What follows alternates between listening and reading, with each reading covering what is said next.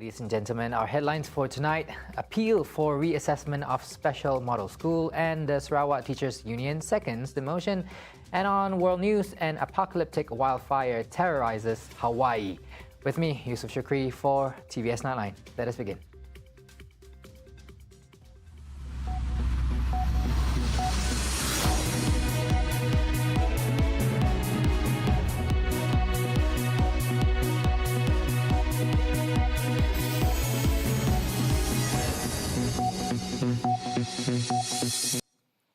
Our top story for tonight: at least 55 people have died after wildfires fanned by winds from a faraway hurricane devastated much of the resort city Lahaina on Hawaii's Maui Island, the Maui County said in a statement.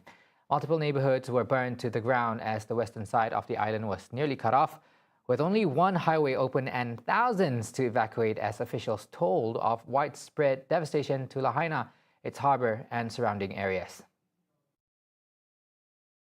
So the question is, what is the timeline for basically recovery? When would the schools be open? We understand one of the schools has been damaged. And what is the timeline for getting people back to affordable housing? Right now, we're still in the assessment stage. We're still trying to assess the amount of damage, but the road to recovery will be long. The damage to the infrastructure, it's not just buildings. I mean, these were small businesses that invested in Maui. These were local residents. And, we need to figure out a way to help a lot of people in the next several years. And to build some of these structures, we understand Hawaiian Homelands was destroyed. A school was destroyed, many of the businesses, a church was destroyed. It's going to take years, and we'll be working very closely. Governor Green and I will be working very closely with the members of the legislature, with the members of the business administration, and many of our partners to address these things. Aerial images released by the Office of the Lieutenant Governor, Sylvia Luke, early Thursday morning, August 10, showed large plumes of smoke as well as flames rising from the ground on Wednesday afternoon.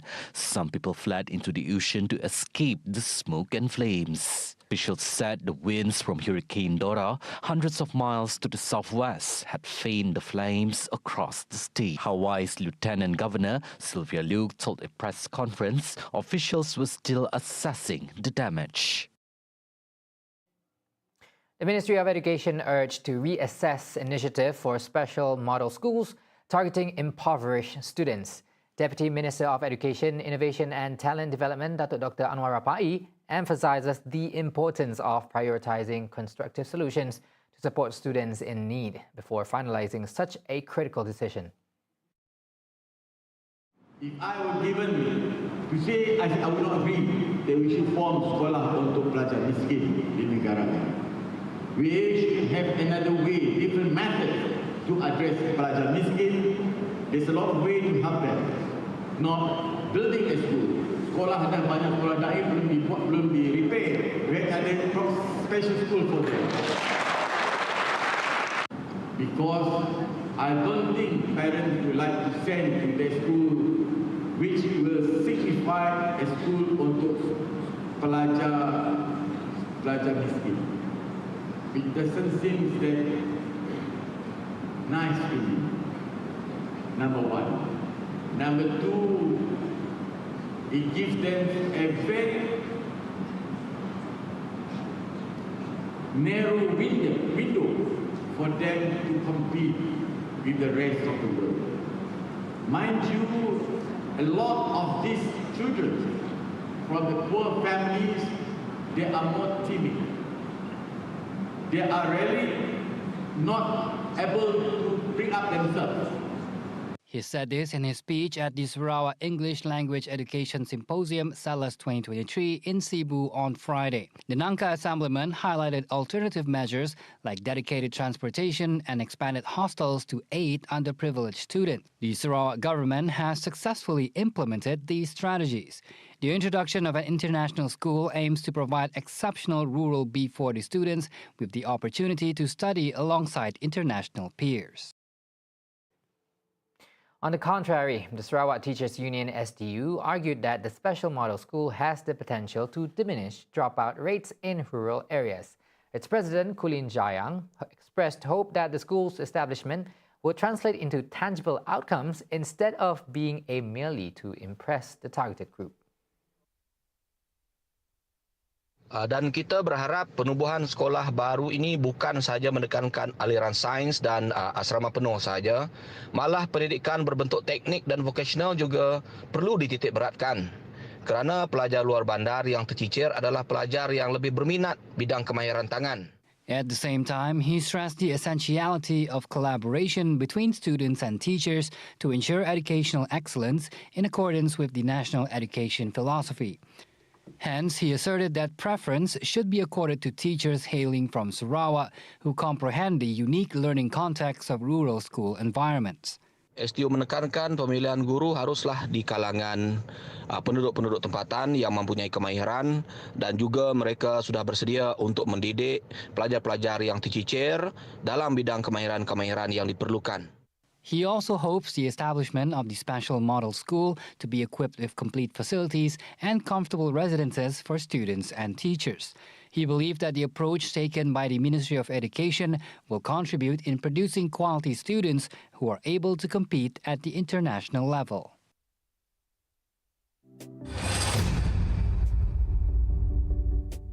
On to our next news. Malaysia is among 41 countries taking part in the 2023 Bintulu International Kite Festival, scheduled to commence from September 27th to October 1st. The Bintulu Development Authority, or BDA, in a statement said the festival will take place at Lasa Kenyalang, or the Old Bintulu Airport, from 8 a.m. to 11 p.m.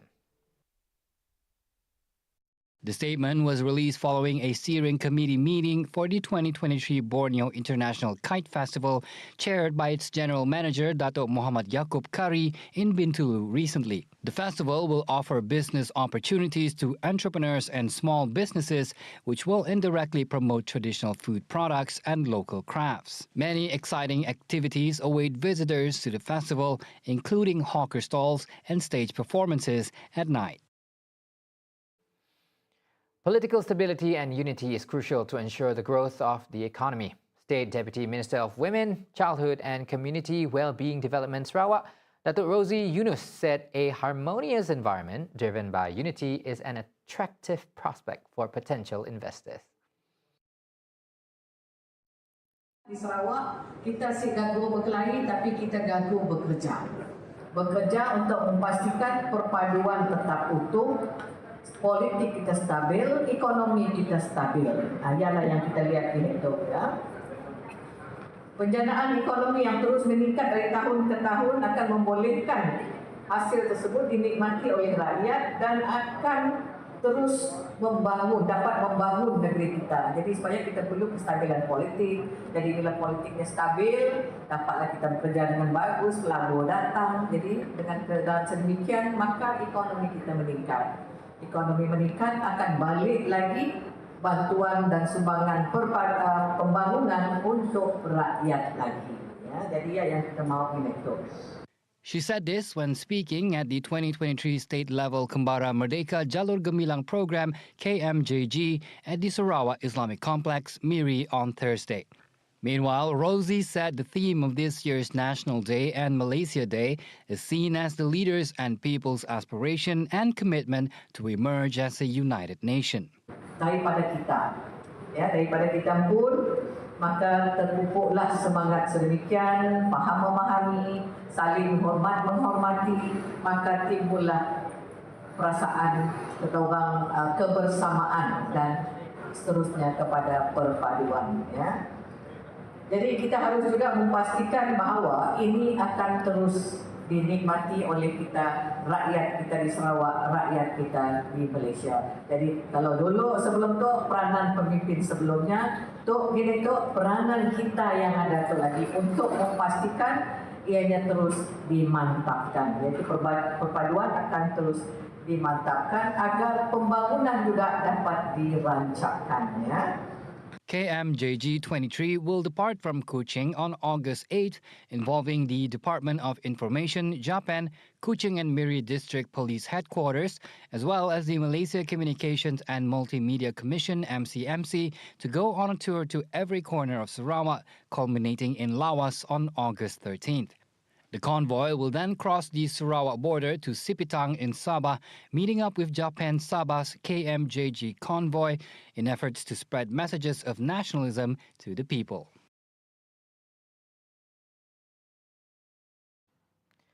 Now, the Batang Ai Hydroelectric Dam has the potential to become an ecotourism destination.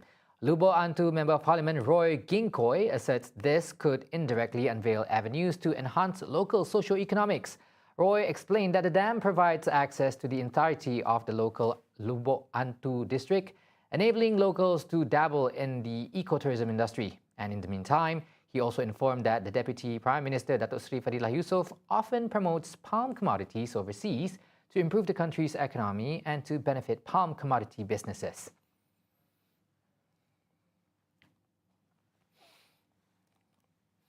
In the realm of modern medicine, technology has revolutionized the domain of radiology, constantly introducing advancement to elevate patient care and enhance quality of life. Health Minister Dr. Zaliha Mustafa stressed that embracing new ideas and innovations becomes imperative for crafting a luminous medical prospect. She said this in a text speech read by Deputy Health Director of the Sarawak State Health Department, Public Health, Dr. Veronica Luga, during the launch of the 24th Asia-Australasia Conference of Radiological Technologists, AACRT 2023, on Friday. As we envision a health ecosystem that continuously learns, adapts, and improves itself to take on new and effective ways of achieving the vision of a healthy nation, we must capitalize on the advancement of radiological technologies such as new imaging techniques, which include digital imaging, 3D imaging, 4D. This morning I was told now we have the 6D imaging, and AI and machine learning, hybrid imaging, etc. She added AI technology itself has capabilities to analyze medical images accurately and consistently. Meanwhile, touching on the conference itself, she hoped that it could become a platform to share information on radiology technologies as well as discussing new ideas in medicine. This conference presents a unique opportunity for radiological technologists, radiographers, and other professionals to delve into the critical areas such as patient safety, new technologies, professional sustainability in the post-pandemic era, professional networking, and exploration of research possibilities. The conference saw participation from a total of 500 individuals from 16 nations, among them Indonesia, Thailand, and Singapore, comprising of experts in radiology, radiation technology, and sonography, suppliers of medical equipment, pharmaceutical firms, alongside students and researchers. Nelson Mandela once said that education is the most powerful weapon to be used to change the world, and these are the words of one individual took to heart as he pursued a better life for himself and his family. Dr. Colin Babat, Deputy Chief of Police, hailed from Sibu, Sarawak, an extraordinary Iban policeman who chose the path of academic pursuit, ultimately achieving a remarkable PhD in law. During an interview, Dr. Babat fondly recalled a poignant memory with his beloved mother, the late Mundoy Bain, when he once asked if they could afford 60 ringgit worth of beef. Her encouraging response urged him to aim higher, showcasing her unwavering belief in his potential. She has been the greatest driving force in this victory. My extended family too has always rallied behind me and pushed me to always be the best among the best. He also expressed his gratitude to his main supervisor, Professor Madya Dr. Zaitun Hamin, and co-supervisor Dr. Nazira Ahmad, as well as his PhD colleagues and lecturers. With his newfound expertise, he envisioned a path that encompasses both his commitment to his community and his dedication to the field of law enforcement. My thesis entitled Sentencing of Female Infanticide Offenders in Malaysia and England and Wales is a comparative study of the different punishments for young females for killing their own babies. As police officer, we are aware of this problem in society, and I do hope that with this study made, we can, if not change, improve the current jurisdiction system in sentencing young mothers. Dr. Colin Babat's historic accomplishment as the first Iban police officer to hold a PhD in law in the Royal Malaysia Police and in Sarawak is a testament to the power of determination, education, and breaking down barriers. He positively hopes that his story will be a shining example for the future generations to strive for a better future. Never in my wildest dream to be the first Iban police officer with a PhD, particularly in law, but I am very, very thankful and grateful for the recognition given that surely will push me to be of service to my fellow Dayaks and the country. Federal government plans to provide funds to help raise the salaries of employees nationwide. And in world news, North Korea calls for war preparations. Those are the headlines coming up right after the break, right here on TVS Nightline. Stick around.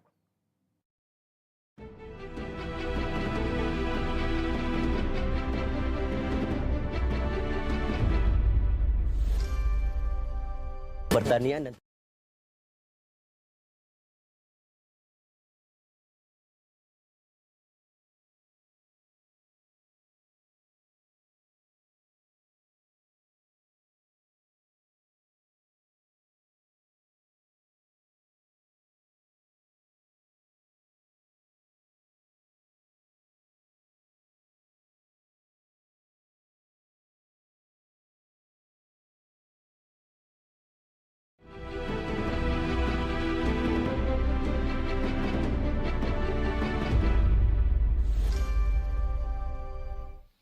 Welcome back. As part of its initiative to alleviate the challenges faced by citizens, the government intends to allocate funds aimed at enhancing the incomes of Malaysian workers.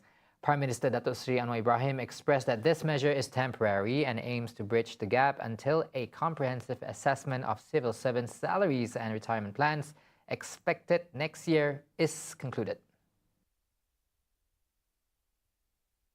Jadi sementara waktu saya dah bincang dengan Kementerian Kewangan, KSN, KPP, saya kata kalau begitu, sementara kajian ditingkatkan, saya cuba dalam belanjawan madani bulan Oktober ni, kita cuba naikkan dulu sedikit gaji, sementara kita buat kajian menyeluruh yang boleh siap tahun depan. Anwar said it has been the government's policy to review the salary scheme for civil servants every 10 years, and this should have been done 2 years ago. However, the Prime Minister said the previous government did not look into the matter, and a meeting to discuss the issue was not even held. Jadi bila kita ada mesyuarat, saya bila cek dengan JPA, saya kata, pasal apa tak ada mesyuarat lagi? Dia kata tak ada. Pada janji kerajaan ni tiap 10 tahun ikut keupayaan kita. Kalau kita boleh naik sikit, naik. Tapi kena naik sebab harga barang, inflasi tu naik juga sikit. He said this in his speech when officiating at the Geopark Discovery Centre, Langkawi, Kedah on Friday.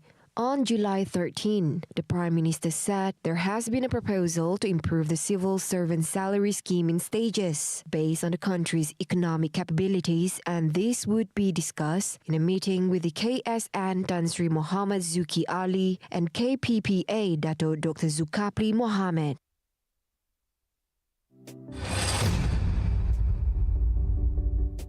Now, Sarawak shines bright at the World Championship of Performing Arts, or WCOPA, in Anaheim, USA. Violinist Imran Azim Iskandar secures impressive 1 gold, 2 silver and 2 bronze medals in violin instrumental category and crowned the world champion. Elwin Jung, on the other hand, a dance athlete, achieves a remarkable feat with 3 silver and 3 bronze medals across various genres. Both express pride in their accomplishments, yet acknowledge room for growth in future competitions and projects. Personally, I think I am completely satisfied, but I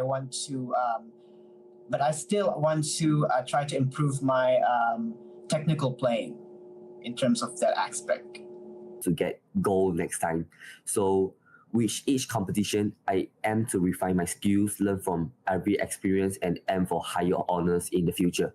So I have to put more hard work inside to stronger my dance skill in the future. Imran participated in 5 genres for the instrumental category, securing a Champions of the World gold in classical, silver in contemporary and original works, and bronze in jazz and the open genre. His preparation involved a 5-month training journey after competing in the Malaysian Championship of Performing Arts (MCOPA), hosted in Kota Kinabalu, Sabah. Right. Yes, I did. I believe that I did the best of my ability to win this performance because I've been practicing a lot and I've been sacrificing my hours of training every single day. So I believe I did the best for myself. Elwin, on the other hand, took part in 6 genres: contemporary, jazz, and folklore ethnic, securing a silver along with 3 bronze medals for lyrical, open genre, and musical theatre. Confronting the contemporary category proved to be his greatest challenge. Occurring on his 6th round, he candidly admitted that fatigue from 5 prior meticulous performances contributed to the difficulty he faced. I feel very tired, but I still did my best on stage. Yeah, so throughout this competition, I think that the most important thing that is we do networking with other countries. Like I make friends with Philippines, Belgium, Germany, France, and also Indonesia and other more countries. So I feel that it means a lot to me that I make a lot of friends and do a lot of networking and also did my best on stage. Their return to Malaysia is scheduled for August 20th. As an aspiring musician, 17-year-old Imran hopes to further hone his skills by enrolling into the Berklee College in Boston, Massachusetts. Once he graduates, he plans to return to Malaysia to be of the service to the country that has supported his dreams since he first played the violin when he was 8 years old. So my target is to become the music director for RTM. I hope that will happen, and maybe after that I probably go to the international level, probably going to be a music director at the New York Philharmonic Orchestra and all the other orchestras that there are in this whole entire world. For now, Imran wishes to focus on scoring SPM and will not be participating in any more competitions, as he believes art is something that should not be pit against one another. Meanwhile, Elwin aspires to be an actor and professional dancer and has plans to be enrolled with the Beijing Film Academy, where students are handpicked through a tough examination. I wish to go in the university in China, which is the Beijing Film Academy, that give a lot of opportunity for me. I hope that next year I will be selected into this university and work hard in these few years and dream to become an for me, I think that my dream, I hope that I will become a professional dancer and also an actor that makes Sarawak proud. For his short-term goal, Elwin has set his eyes on winning the 3rd national dance competition, as he himself is specialized in classical Chinese dance, apart from ballet and various other classical and contemporary dances.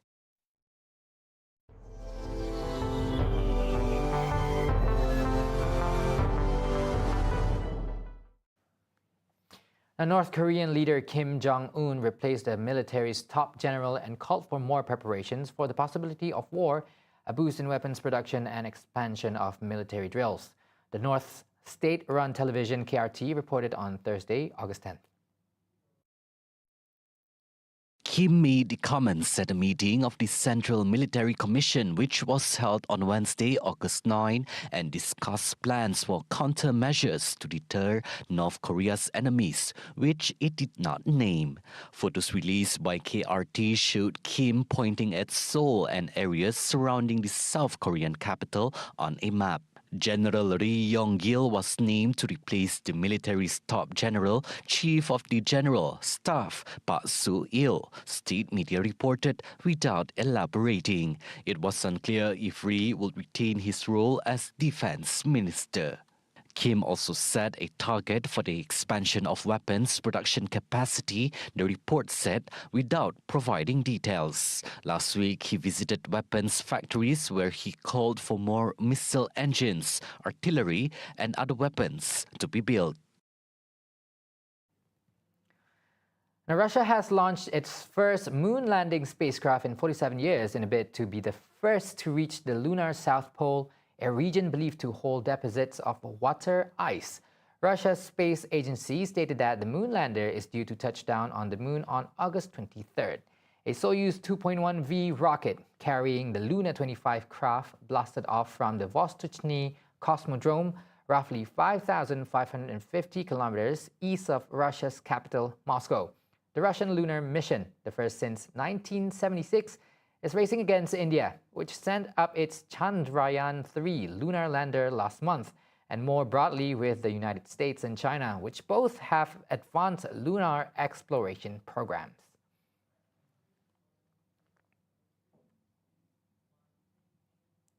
And finally, beneath the turquoise waters of Lake Orid, the pearl of the Balkans, scientists have uncovered what may be one of Europe's earliest sedentary communities and are trying to solve the mystery of why it's sheltered behind a fortress of defensive spikes.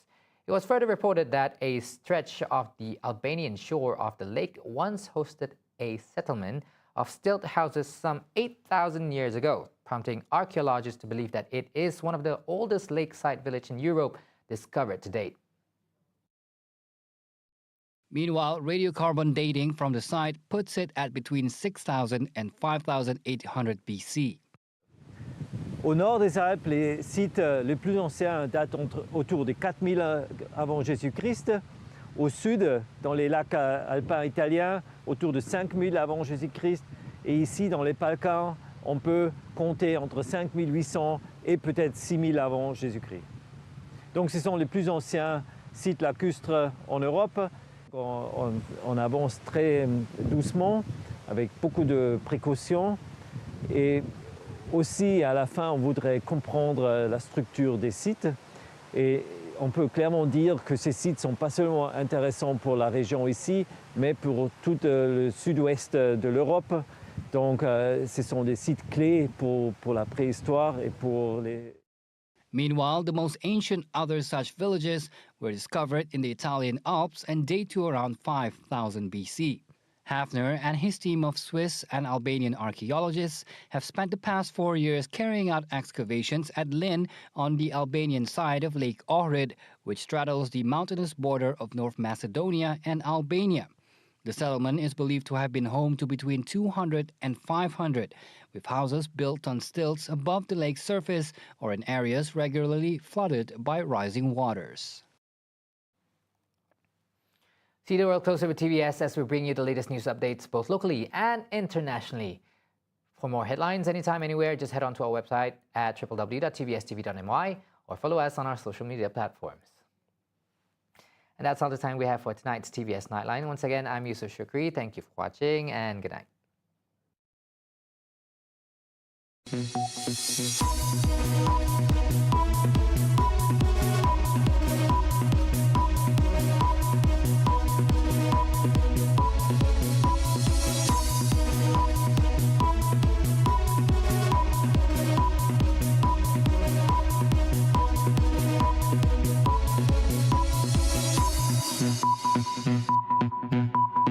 Ada surprise.